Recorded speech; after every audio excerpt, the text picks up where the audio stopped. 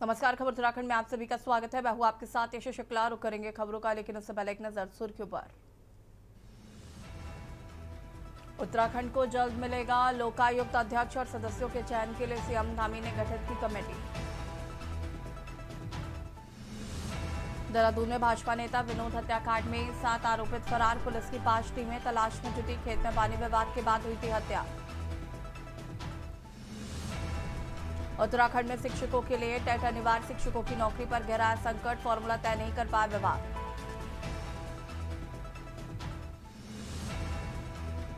उत्तराखंड में एसआईआर अभियान में लगेंगे टेक्निकल वॉलंटियर, बीएलओ संघ करेंगे सहयोग, फॉर्म वितरण के बाद करेंगे डिजिटाइजेशन। पाकिस्तानी सिख परिवार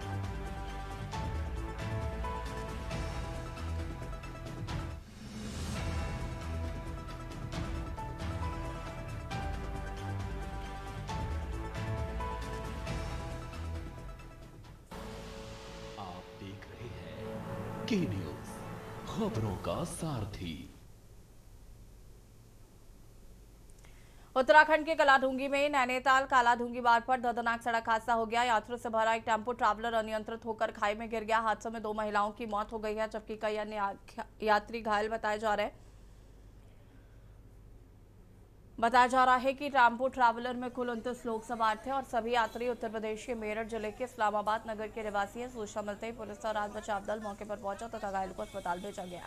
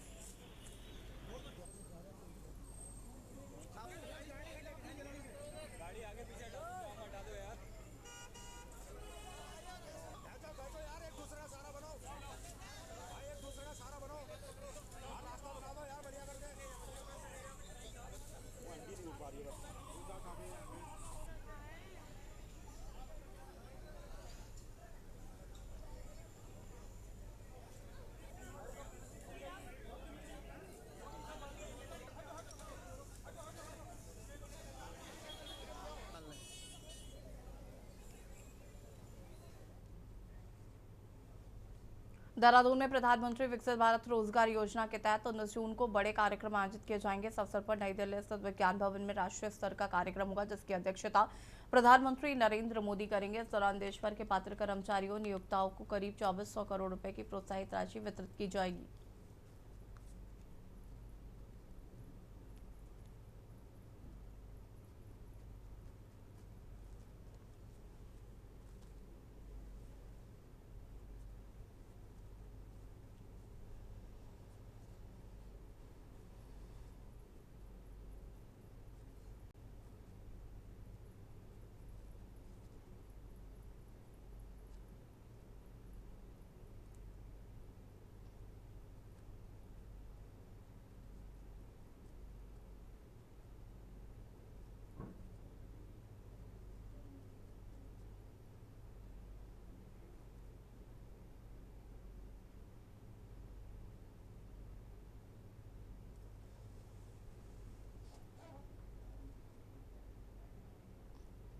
कार्यक्रम का आयोजन किया जा रहा है पूरे नेशनल लेवल पर प्रधानमंत्री विकसित भारत रोजगार योजना के अंतर्गत, जिसमें माननीय प्रधानमंत्री जी अध्यक्षता करेंगे। 19 जून को सायं 5 बजे से यह कार्यक्रम प्रस्तावित है और विज्ञान भवन में नई दिल्ली में होगा।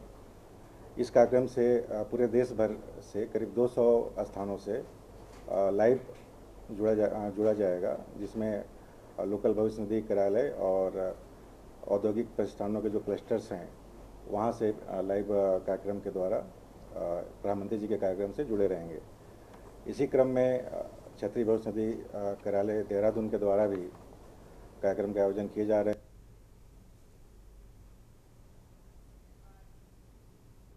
खबर देहरादून से है, जहां पर अंतर्राष्ट्रीय योग दिवस के मद्देनजर मुख्यमंत्री पुष्कर सिंह धामी ने शुक्रवार सुबह अपने शासकीय आवास पर अधिकारियों एवं कर्मचारियों के साथ योगाभ्यास किया।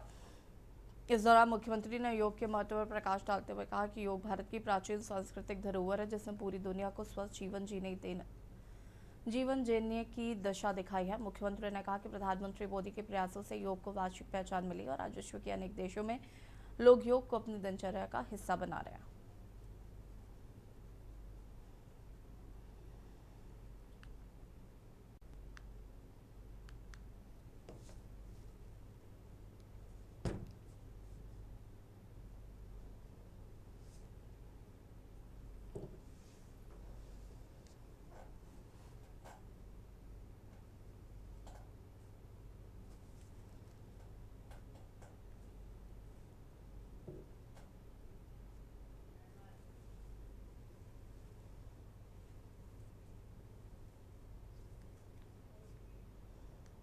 खबर देहरादून से, जहां पर हेमकुंड साहिब यात्रा मार्ग पर हाल ही में सामने आई घटनाओं को लेकर उत्तराखंड अल्पसंख्यक कल्याण बोर्ड के उपाध्यक्ष बलजीत सिंह सोनी ने सभी समुदायों, स्थानीय लोगों और यात्रियों से शांति एवं सौहार्द बनाए रखने की अपील की है। उन्होंने कहा कि उत्तराखंड अपनी शांतिप्रिय संस्कृति और धार्मिक सहिष्णुता के लिए जाना जाता है तथा यहाँ आने वाले श्रद्धालुओं की सुरक्षा और सम्मान सर्वोच्च प्राथमिकता है।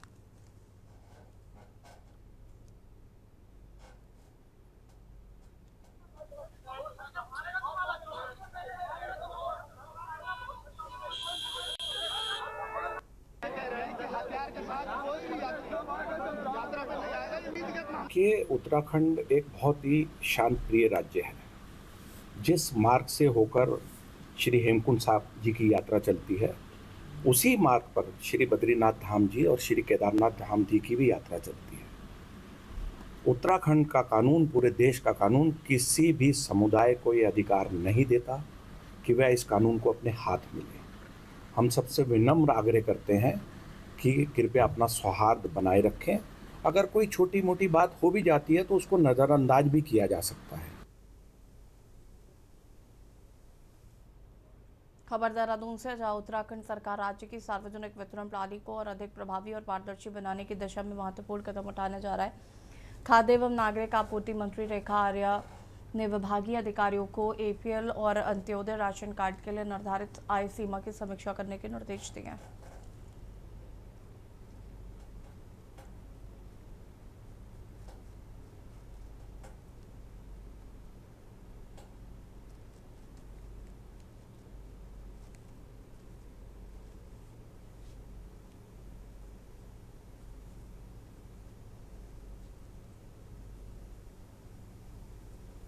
विभाग की बैठक में हमारे सस्ता गल्ला विक्रेता उनकी जो एसोसिएशन है, उनका जो फेडरेशन है, उनके पदाधिकारियों के साथ में भी बात हुई। उनके कुछ विषय जो लगातार रेस कर रहे थे, तो उन विषयों पे चर्चा हुई, जिसमें सस्ता गल्ला विक्रेताओं का जो लाभांश और भाड़े की धनराशि है वो नवंबर माह तक मिले जाने की बात कही गई थी और उसके बाद में जो है वो धनराशि अभी उन्हें प्राप्त नहीं हो पाई है, जिसको लेकर विभाग को दिशा निर्देश दिए हैं।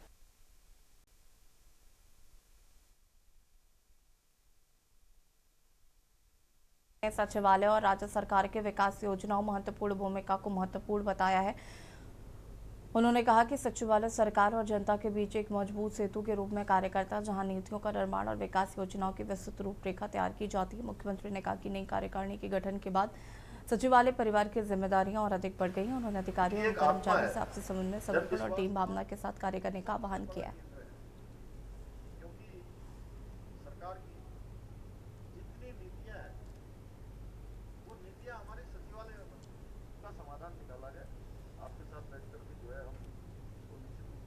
आगे बढ़ाएंगे इसी विश्वास के साथ मैं सचिवालय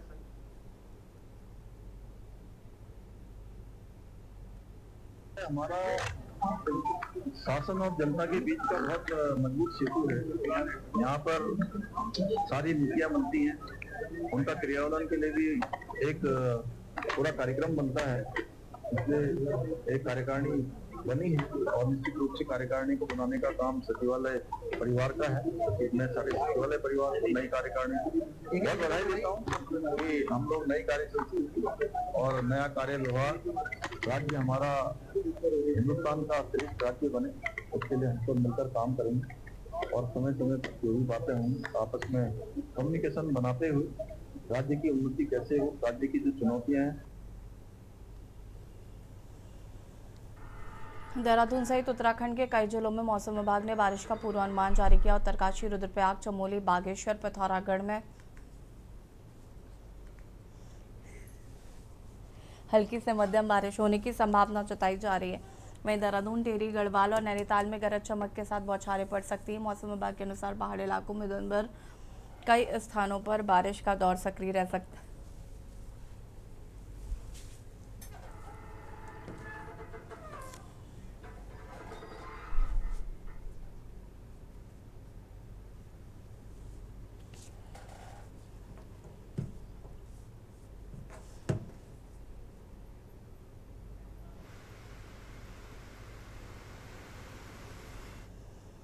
खबर खटीमा से है, जहां पर स्लॉटर हाउस के टेंडर को लेकर विवाद गहराता जा रहा है। स्थानीय लोगों ने साक्ष्य सहित वीडियो जारी कर टेंडर प्रक्रिया में गंभीर अनियमितताओं के आरोप लगाए हैं। उनका कहना है कि मौजूदा टेंडर उत्तराखंड से बाहर के ठेकेदार को दिया गया, जिससे स्थानीय हित प्रभावित हो रहे हैं। लोगों का आरोप है कि बाहरी ठेकेदार को काम मिलने से मांस की आपूर्ति और कीमतों पर असर पड़ेगा। उन्होंने ये भी बताया कि पिछले वर्ष मांस का दाम 250 रुपये प्रति किलो था, जिसे आधार मानकर नया रेट तय किया जाना चाहिए।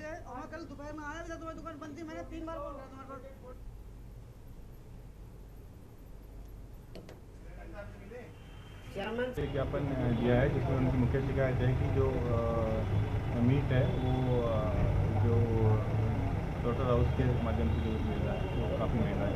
इस संबंध में नगर पालिका को उचित दिशा निर्देश दिए गए हैं और जल्दी इसमें जो विधिवत कार्रवाई है वो की जाएगी। इसको लेकर इन्होंने इनके द्वारा बताया गया है कि पूर्व में सहमति बनी थी और सहमति का जो है जो इनकी सहमति बनी थी उसका पालन नहीं किया गया है। जैसे कि अभी कुछ दिन पहले जैसे कि पूर्व में हमारे यहाँ जब मीट बिकता था तो 240-250 रुपये का रेट हुआ करता था। इन लोगों ने मीट का रेट बढ़ाया, कुछ दिन मीट बंद रहा, उसमें इन लोगों ने प्रस्ताव लाओ 320 रुपये का मतलब बेचना स्टार्ट कर दिया। और इनने जब बात कही थी कि 320 से कोई भी ज़्यादा बेचेगा मीट तो उसकी दुकान का लाइसेंस निरस्त कर दिया जाएगा और उसे बंद कर दिया जाएगा। ठीक है, उसमें भी हम सहमत नहीं थे। 320 में हमारी ख्वाहिश थी कि 250 या 260 या 240 ही बिके। और यहाँ रुकेंगे छोटे से ब्रेक के लिए, जल्द हाजिर होते हैं। आप देख रहे हैं के न्यूज़। ब्रेक के बाद एक बार फिर से आप सभी का स्वागत है। खबर खटीमा से है, जहाँ पर स्लॉटर हाउस को टेंडर को लेकर विवाद गहराता जा रहा है। स्थानीय लोगों ने साक्ष्य सहित वीडियो जारी कर टेंडर प्रक्रिया में गंभीर अनियमितताओं के आरोप लगाए हैं। उनका कहना है कि मौजूदा टेंडर उत्तराखंड से बाहर के ठेकेदार को दिया गया, जिससे कि स्थानीय हित प्रभावित हो रहे हैं। लोगों का आरोप है कि बाहरी ठेकेदार को काम मिलने से मांस की आपूर्ति और कीमतों पर असर पड़ेगा।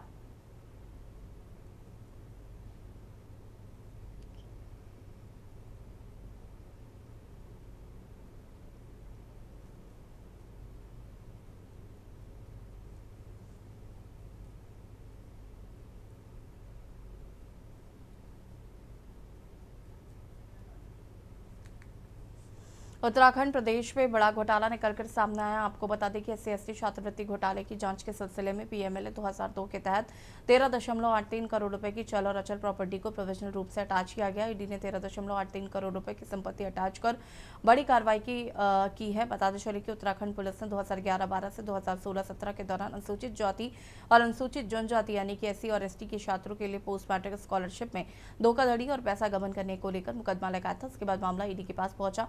ईडी की ओर से prevention of money laundering act यानी कि PMLA के तहत इंक्वायरी की गई है। तब पता चला कि निजी शिक्षण संस्थानों ने SC/ST छात्रवृत्ति में बड़ी गड़बड़ी की। देखिए रिपोर्ट। उत्तराखंड में ईडी ने बड़ी कार्रवाई की है। ईडी ने SC/ST छात्रवृत्ति घोटाले की जांच के सिलसिले में PMLA 2002 के तहत लगभग 13.83 करोड़ रुपए की चल और अचल प्रॉपर्टी को प्रोविजनल रूप से अटैच किया। ये कार्रवाई ईडी के देहरादून सब जोनल ऑफिस ने की। ये पैसा उत्तराखंड सरकार के समाज कल्याण विभाग में जारी किया गया। SC/ST छात्रवृत्ति घोटाले में ईडी के अनुसार जांच में आगे पता चला कि कॉलेज मैनेजमेंट और स्टाफ के कंट्रोल में स्टूडेंट्स के नाम पर बैंक अकाउंट खोले गए और चलाए गए। कई स्टूडेंट अकाउंट खोलने के लिए कॉलेज के कर्मचारियों के कॉमन मोबाइल नंबर का इस्तेमाल किया गया। एडमिशन और बैंकिंग फॉर्मेलिटीज को आसान बनाने के लिए बिचौलियों को रखा गया। ऐसे अकाउंट में ही जमा की गई स्कॉलरशिप की रकम बाद में इंस्टीट्यूशन को वापस ट्रांसफर कर दी गई या कैश में निकाल ली गई। जांच में मनिका शर्मा का नाम भी सामने आया, जो स्कॉलरशिप फंड को दूसरी जगह लगाने के काम करती थी। शर्मा संबंधित संस्थानों और सोसाइटियों के कामकाज को संभालती थी। स्कॉलरशिप फंड को शिक्षण सोसाइटियों, ट्रस्टों और संबंधित संस्थाओं के अलग अलग बैंक खातों में घुमाया जाता था ताकि पैसों के स्रोत को छुपाया जा सके।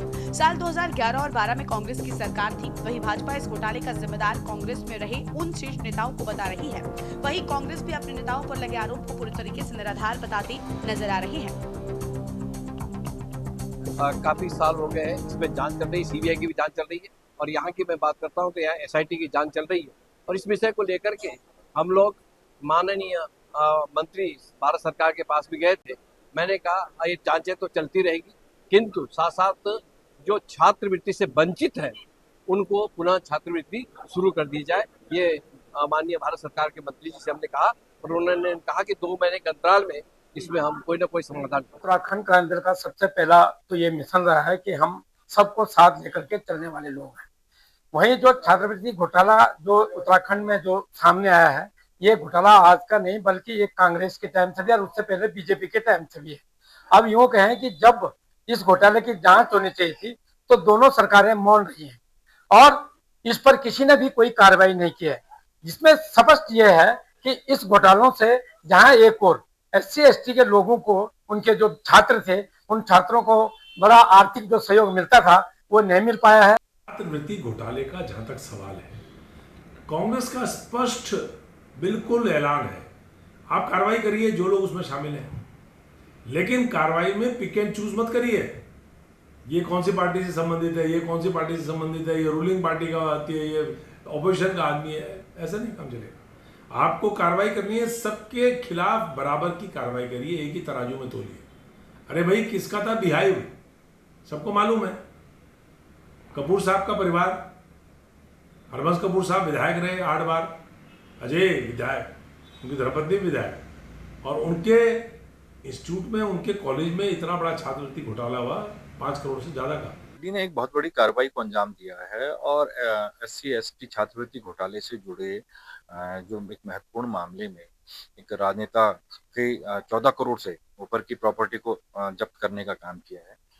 सुनने में आया है कि इसके तार उत्तराखंड में भी फैले हुए हैं और यहाँ उत्तराखंड में भी उनके कुछ इंस्टीट्यूट थे। इससे पहले भी उत्तराखंड में एक SC/ST छात्रवृत्ति घोटाले को लेकर के 2019-20 में जांच हुई थी, SIT का गठन हुआ था, जिसमें कुछ सफेदपोश नेताओं के बच्चों के नाम से कॉलेजों के नाम निकल करके आए। देखिए, छात्रवृत्ति घोटाला जिसमें देवभूमि शर्मसार हुई थी, कांग्रेस और बसपा की सरकार थी, उस समय सुरेंद्र राकेश जी कैबिनेट मंत्री थे और उन्हीं की उपस्थिति में ये इतना बड़ा घोटाला हुआ था जिसकी जांच लगातार चल रही है और प्रमोशन में आरक्षण भी उसी समय खत्म हुआ था। तो मैंने उस समय भी कहा था कि 3 तिलंगे होंगे नंगे, 3 तिलंगे होंगे नंगे, सुरेंद्र राकेश, प्रीतम सिंह चौहान और यशपाल आर्य। कुल मिलाकर जांच में पता चला है कि इन पैसों को मनी लॉन्ड्रिंग के जरिए अलग अलग चल और अचल संपत्तियों में निवेश किया गया है। इससे वेलफेयर स्कीम का मकसद ही खत्म हो गया। ईडी ने लगभग 13.83 करोड़ रुपए की चल और अचल संपत्तियों को जब्त करने का प्रोविजनल अटैचमेंट ऑर्डर जारी किया। इन संपत्तियों में हरिद्वार और रुड़की में मौजूद फिक्स्ड डिपॉजिट खाते, जमीन और सेक्शन संस्थागत बिल्डिंग शामिल है। ऐसे में सवाल यह है कि करोड़ों का घोटाला बिना सरकार में रहे जिम्मेदार के माध्यम के बिना नहीं हो सकता। ऐसे में जांच एजेंसियां घोटालों के पीछे रहे सफेदपोश बेनाम चेहरों को भी तलाशने में जुटी हैं। Uttarakhand desk report.